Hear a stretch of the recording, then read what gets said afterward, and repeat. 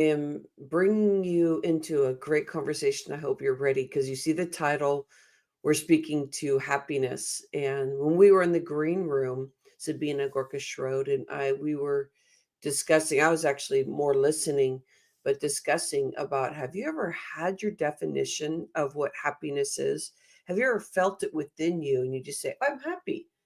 But have you ever taken a step back and really make a decision on when you use that word or like have a conversation with yourself? What does happy mean to me? Do I bring enough happiness in?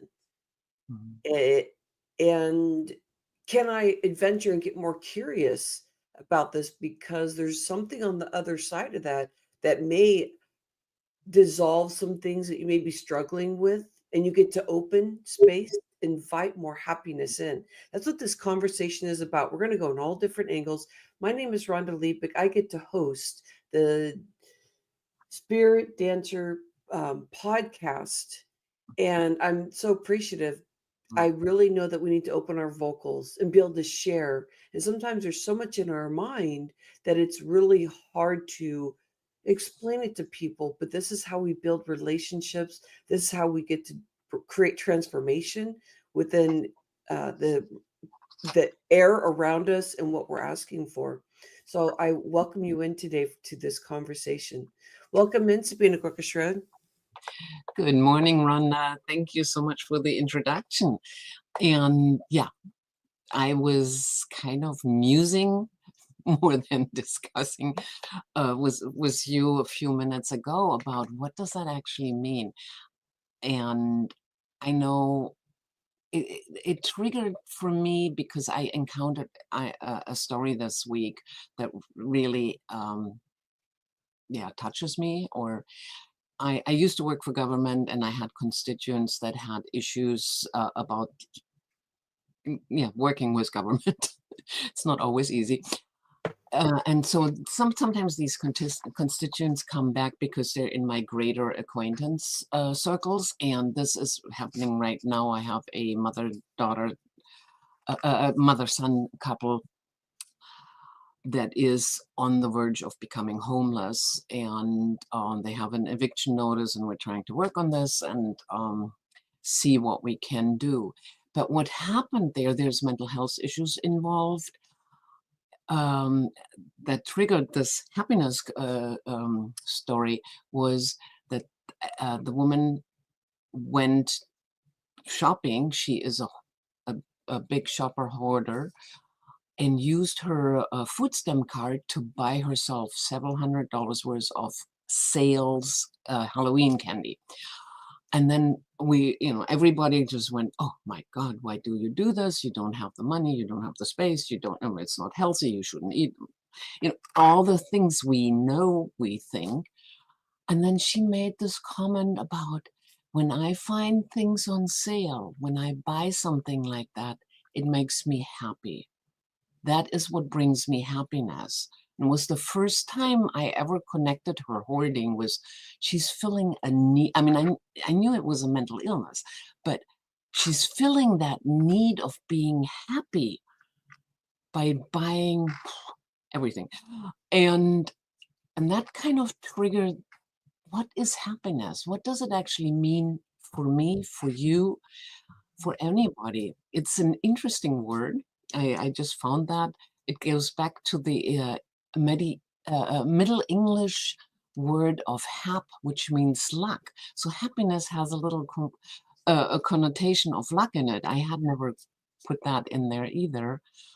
But what it really is, there's people define it differently in different cultures.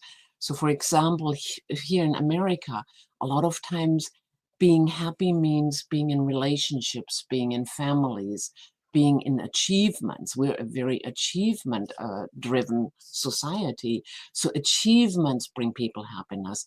Being with your families brings happiness. In Asian countries, the definition or the feeling for happiness is often correlated with being calm, with being serene, with being by yourself. Totally different, same word, totally different perceptions there. And I found that interesting.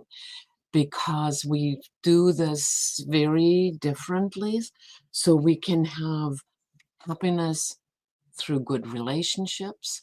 And I found a Dalai Lama quote, and I love that. Remember that the best relationship is one in which your love for each other exceeds your need for each other. Wow. Wow. How often do we have relationships? And that's a totally different storyline. We'll keep that nugget for another show. But it kind of went, oh, wow. Yeah. And so relationships being in our own consciousness, but also being task oriented, hence the achievements, or being so it's inner or outer and relationship versus task.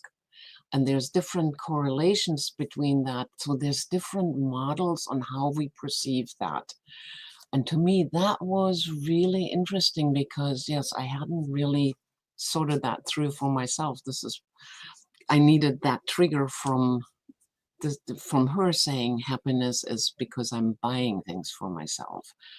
And when you look around and you go, I mean, we're a consumer uh, um, society, we do that a lot to ourselves. And I'm guilty as charged. I can do that same thing. I just, buy things because they make me feel good for a moment. I don't need them, but I do. I So, love this conversation yeah. in the Mhm. way of learning that there's the other side too, of if you're Right. not happy, then whatever that other side Mm, is, and discovering that both sides are okay too. yeah. And so, like, you're talking about, buying something that makes you feel good. Oh, I think we all feel that. Like, I think we've been there. And then, Eating. like, on the other side, it's like, oh, I feel sad, but why do I feel sad? I just bought that Ferrari. You know what I mean? Like, I whatever. mean, we do a lot to ourselves that we don't think about because it feeds our happiness. Our connection to food is one thing, is definitely, um, and yes, buying things for ourselves, but also being in relationships with people. I mean, that is a different form of happiness, of having friends and family around us that feed us, and just as sometimes they don't feed us, and we need to recognize it. Hence that beautiful Dalai Lama quote, Yeah. because we don't think about these moments. We don't think about what we have. We just kind of go, oh, I feel good. I don't feel good. Why? And this comes back to my personal, when these thoughts come up, why? Why do I feel like this? What does it make me feel? So that you can find out what is your personal happiness. I know for me, like this calmness, being in calm, serene surroundings is something that feeds me, that really makes me happy. But I'm also realizing it's not everybody the same way. Yeah. So other people will have other feelings of happiness that drive them more. Achievement driven people are, definitely that's where their happiness motivator sits. And that's, So, you have to. I as a as a spirit dancer Mhm. and energy shifter, I'm getting in with what you're saying here, and I know that if you feel like performing is like something makes you happy, and so I've been having deep conversations with people about happiness and Mhm. internally, being able to unravel some of those things that push us maybe to Mm. purchase things or to achieve.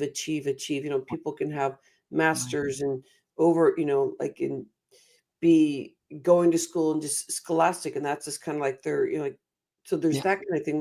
There's all these things, like, or just sitting and eating food, and it's like that release. So, Mhm. in this spirit dance journey, you did bring up the thing about being quiet and being able to listen. I know you didn't say it exactly like that. W How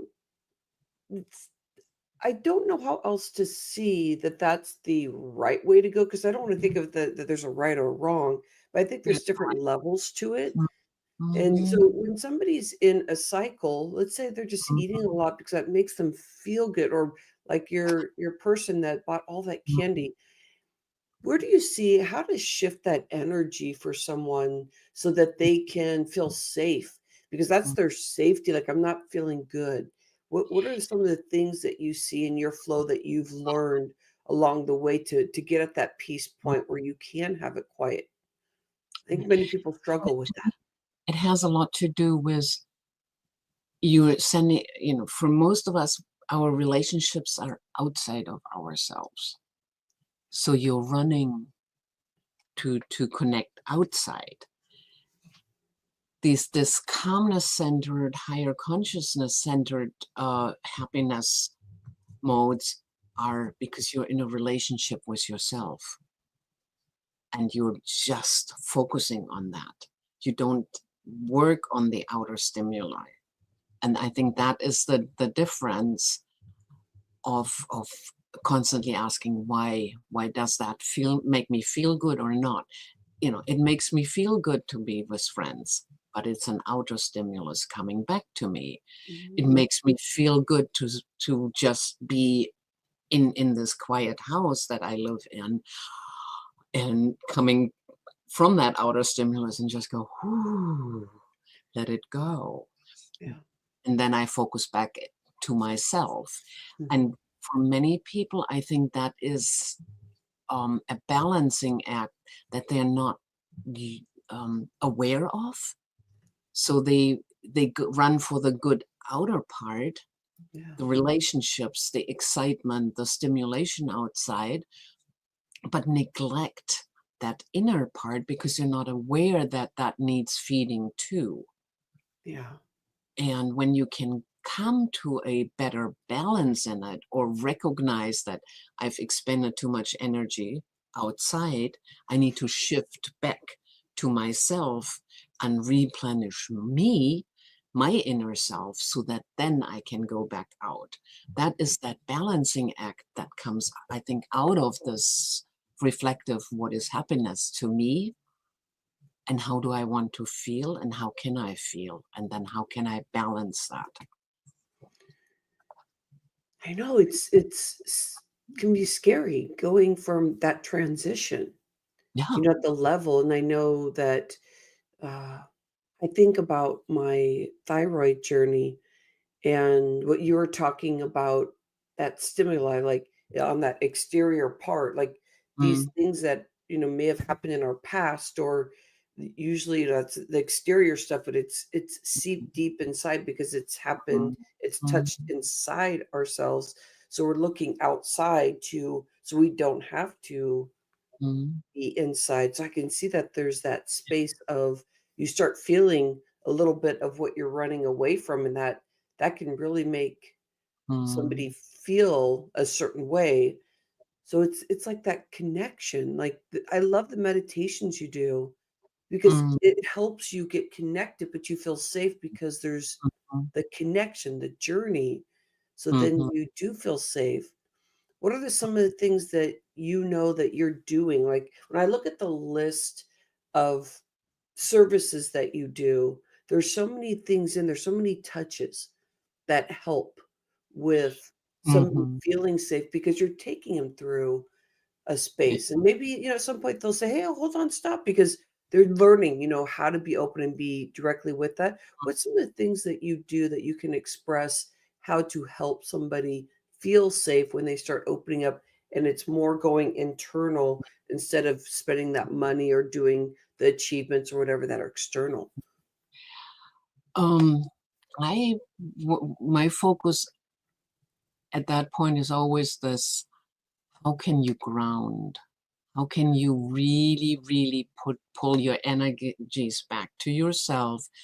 Work with earth energies. Work with, I hug my tree. Be whatever feeds you, but usually it's nature, standing outside, standing on the earth, and really becoming quiet And becoming quiet is not is a practice. That's where meditation is so important, because it helps learn to quiet the mind, because our minds constantly run. We all know that. Chattering mind systems. But so working with people to learn to listen to yourself, to really listen to, what does my body tell me in this moment as a reaction to what is happening around me? How does it make me feel?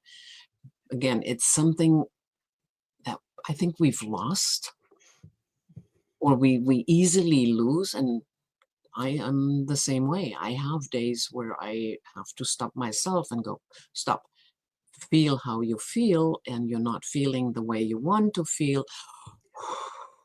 Breathing, take yourself back, get your energy back aligned instead of scattered all over the place. So there are techniques around that, both with working with chakra clearing, working with shielding, working with just creating a harmonious space that resonates for you, and it's different for everybody. Finding spots. I don't know if you have a little altar. I mean, I know I see it in your back. You have that. These little spots in your environment where you go and go, oh, just that pause a moment of connecting to your higher self rather than just reacting to all that is around. And that is a teaching, coaching, yes, right. Essential oils Yeah, and sprays, and but there's just so many something. crystals, so many external tools that we can use, and that I like to introduce. Right. Yeah, I do those little rollers, and you put them on your pulse points, and I love those because they work for me. Yeah. Um, yeah, there's a lot of different tools out there to help me remember to go back to self, realign, be aligned, and then you can go out again, and then you have a totally different practice and a totally different presence than before, when you're just scattered and reacting to all the energies around you. So energy working is really this is why I call it energy shifting. It is shifting back to your own centered, aligned energy, and then create that environment around you. Sabina, with your tools, I don't think we've really had an opportunity to bring something in except maybe the Mhm. meditation part. Could you share? Like, I can feel as you're saying that, I can feel myself become more and more relaxed. I have the experience being, being in those spaces. So right away, I knew what kind of reaction that I have. So when you were saying that, I could feel it. Is there something you could bring in, like a crystal or something that you have around you that you use that you could just go in a little bit more of depth? I bet your viewers here would really appreciate you taking them to a through a journey of something. I love crystals. This is my crystal on my work desk here. Right now, it's a little on the cluttered side, but it's there. Crystals have, and this is where energy work comes in. Crystals have a very steady frequency, and they go, I mean, they go like this. And so different crystals have different energies. This one is, to me, a very steady, calming crystal, but it also uplifts me. We as energy beings constantly oscillate. We go up and down and up and down and up and down, and in and out, and we're constantly in movement. When we are in with crystals, we entrain to their steadiness. That's why crystals work. They help calm our energies. So one of the good things to have is little tools. I have a little pouch in my purse of specific tiny little crystals that help. settle. I have in coat pockets, I have amethyst or rose quartz. Those are really calming crystals. I have those in my pockets just so when I get in a stressful situation, I can put my hand in my pocket and hold my crystal. So little tools like that, they're just little steps along the way, but they help. I have Yes, like you, I have essential oils and I have them going in my house, and I love walking by and then there's that puff and you go, oh, breeze. These are the Mhm. tools that you use. Like, I have essential oils. I Yeah. use them, but I don't use them the way that you do. Like, you have an insight on how Mm. to bring somebody through an experience by having it's like your tool belt to help people, It will blow. with it. It's part of your services. Yeah. But Yeah, yeah, it is yeah, actively using those yeah, items. And I love herbs.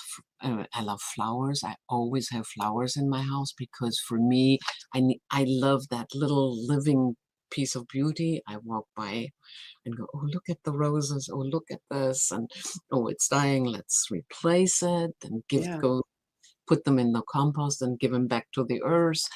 So, you're working in those cycles of what feeds me.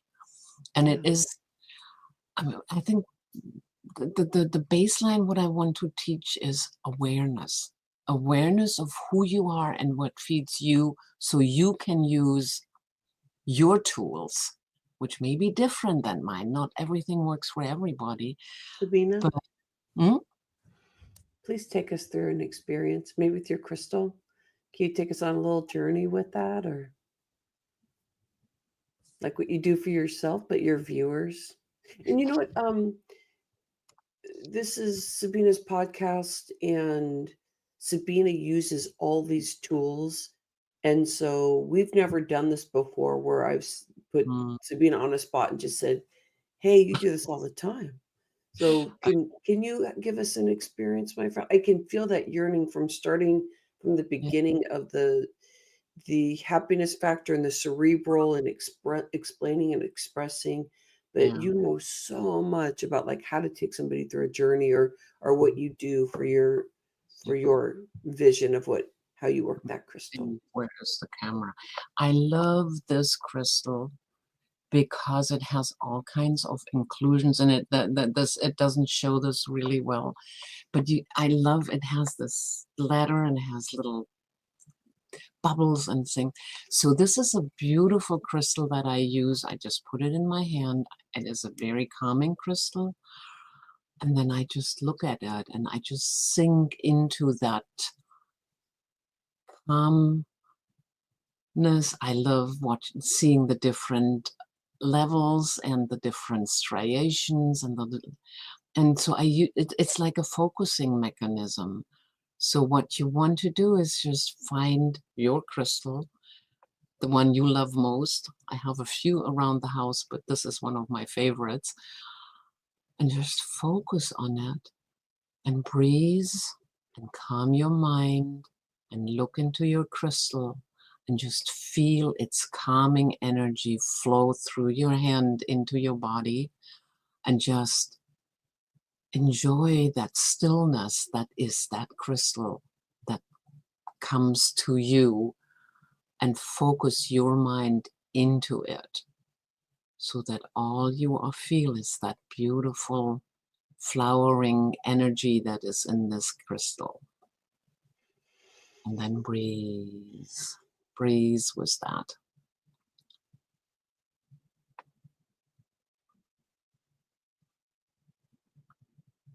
It's like a meditation. It is. And it is a calming meditation because, again, it stills your mind. These are tools to still your mind and focus and just refocus on yourself, on that energy that is still and calm and steady. And then you can feel your own energy aligning to that and becoming calmer and I can that's feel that the So you gave a space here of more of a calming space. So whatever's happening inside of like mm, hoarding, like we were just talking about earlier, or reaching for something on the exterior, that crystal was that pivot, that transition to be mm, able to look, be able to look mm, inside and what it was about. That was yeah. special because that now that there's more calm, depending on what level that you're working in the inks that you're working within, there's something there that gave like a reprieve for a Mhm. moment. And whatever that is, you Yeah. could layer some of that reprieve as like happy and depending on Mhm. how connected you are with, Right. the depths of what you're dealing with inside. Mhm. But I could see how that work would start opening things up where it will do like a shift where you can start recognizing that it shifted a different Mhm. energy, a different word that you could use close to happiness or that Mhm. I feel Yeah. happy. So I see how that tool, first understanding, what the crystal is and what it's doing, like that frequency and keeping things consistent, Mhm. and then you explaining the up and down. That was incredible experience. I love having that experience, Sabina. Thank you. Thank you. Yeah, Yeah. I It gives everyone an experience of what it is to be with you also in mm, your yes. services as you're able to serve this from all the years experience of stuff that you've been doing. And people feel it in your vocals and when you're doing your meditation, but being able to put a tool up and you being able to guide with that, that was beautiful. Thank you. Thank you. Thank Mm, you. yeah. I play with them all the time, so it's become natural for me to see them as my partner, as Yeah. yeah. But, coming back to that word of happiness, when we were just doing that, I realized for me, one definition of happiness is that being in that calm, guided moment. So this creates my happiness. That was I know that, but it's always good to remind myself. For me, happiness is being calm and steady and aligned. Mhm. And the stuff that you've personally been dealing with, because we're all dealing with stuff, so whatever that is, but Mhm. your podcast gave you a moment to be able to serve and then also experience that release. So by the time you exit out of your podcast door, the thing of you Exactly. serving and what you want in your podcast, what you're doing for others in that experience. I'm explicitly saying this because we've been doing a soft opening for this podcast and you're Mm, discovering what this gets to be for yeah, your viewers.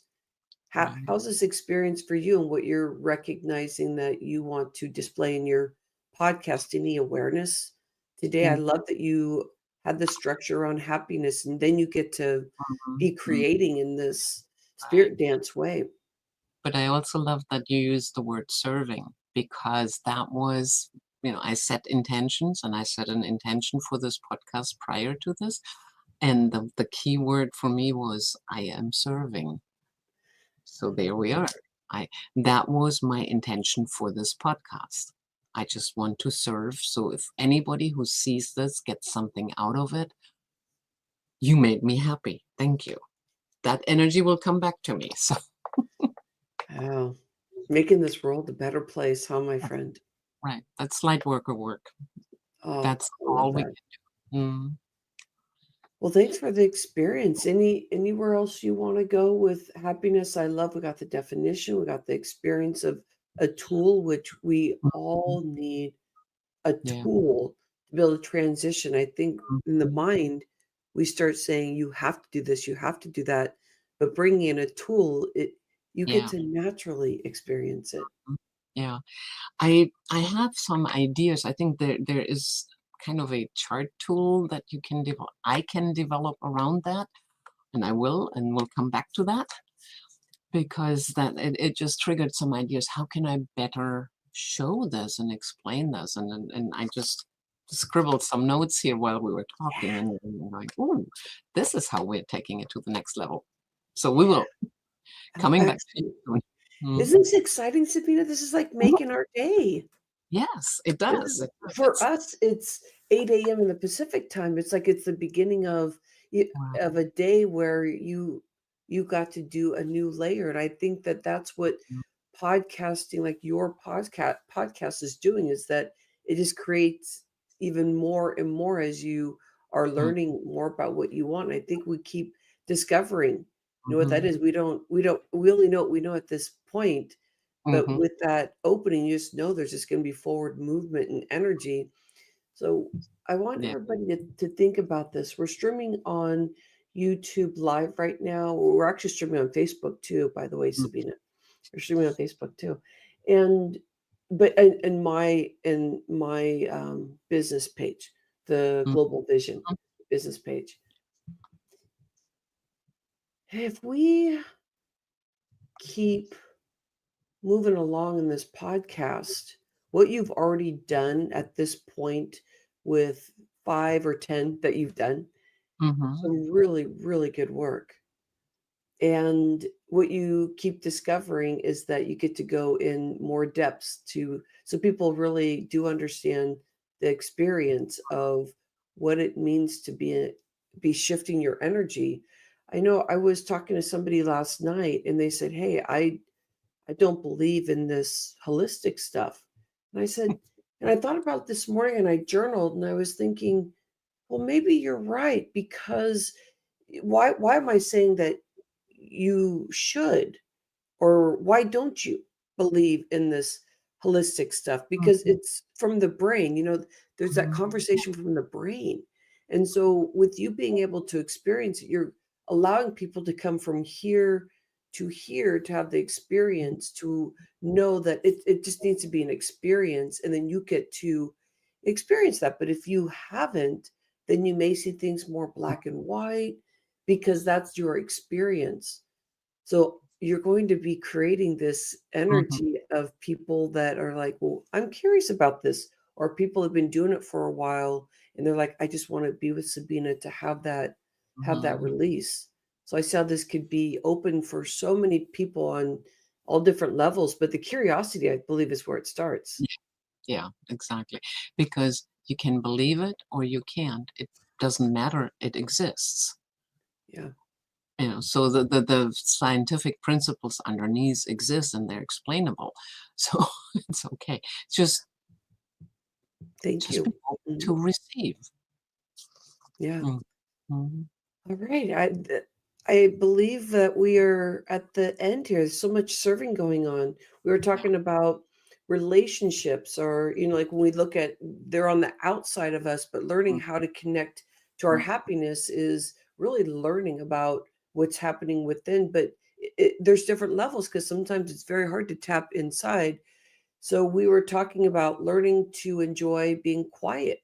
You were sharing, learn to work with earth energies, get connected with yourself and discovering quiet places. And we were talking about quiet places can feel quite dangerous for some people. And some people's like instant, you're like, oh, this is perfect. So the mhm. different levels of that, but how Mother Nature is an Wow. introduction to it, or you've been doing it for a while and Mother Nature is right away quiet, Mm, calm.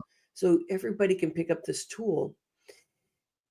Let's also talk about energy shifting. So I was talking, I put that up there as we were going along because you were really expressing, the shifting of how energy can happen when you pulled up your crystal.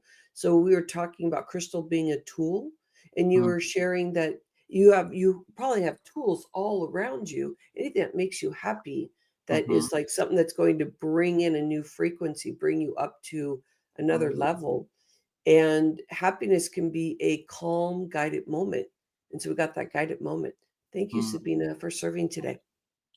Thank you for having me. This was a wonderful conversation. I always look forward now to these podcasts. I still call it musings because it's just a conversation between two friends on about our work, and I love how this evolves. Thank you So, for serving, my friend. I really appreciate your work. mhm. Thank I love you. It's so awesome. We did good. And this is mhm. your